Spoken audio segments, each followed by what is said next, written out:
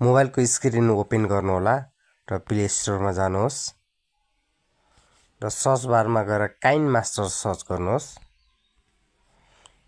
यहाँ देखाएको छ र यहाँ मैले चाहिँ इन्स्टल पहिले नै गरिसकेको हुनाले यहाँ अपडेट देखाएको छ। तपाईले तपाईको मोबाइलमा गर्नु भएको छैन भने गर्नुहोला र हामी ब्याक जान्छौँ र हामी यहाँ काइनमास्टर ओपन गर्छौँ।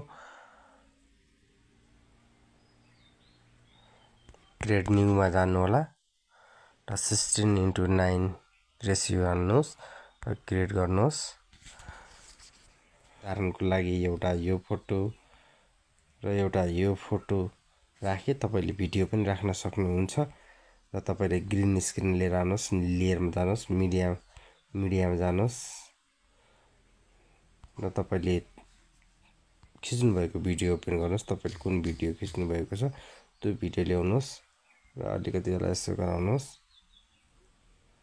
यसो गरौँ र हामीले सुरुमा यसलाई हामीले यो जुन ग्रीन पर्दा भन्दा बाहिरको छ यसलाई चाहिँ क्रोप गरौँ।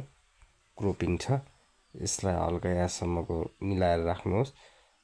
तपाईले साइज मिलाउनुहोस् अनि ब्याक जानुहोस्, यहाँ क्लिक गर्नुहोस् र कोरमा की खोज्नुहोस्। यहाँ कोरमा की छ, यसलाई इनेबल गर्नुहोस् र सो मार्क्स गर्नुहोस्। त्यसपछि त्यो भन्दा पहिले डिटेलमा जानुहोस् र यसलाई स्ट्रेट राख्नु होला।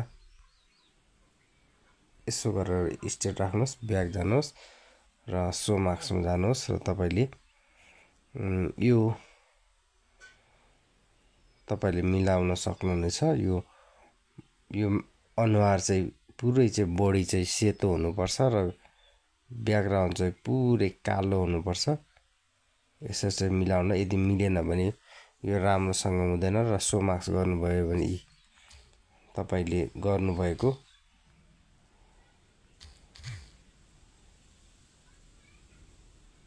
साइडमा हल्का ग्रीन आएको छ, यसलाई चाहिँ यो माथिको 29 ले हल्का मिलाउनु होला।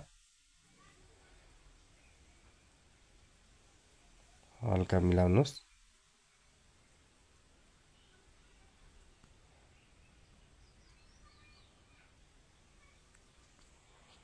हल्का मिलाउनु होला। एकचोटि प्ले गरेर हेरौँ र यसरी ग्रीन पर्दा हटाइन्छ। तपाईले प्रेस गर्नु होला। भिडियोलाई कस्तो लाग्यो लाइक, कमेन्ट, शेयर र सब्स्क्राइब गर्नु होला।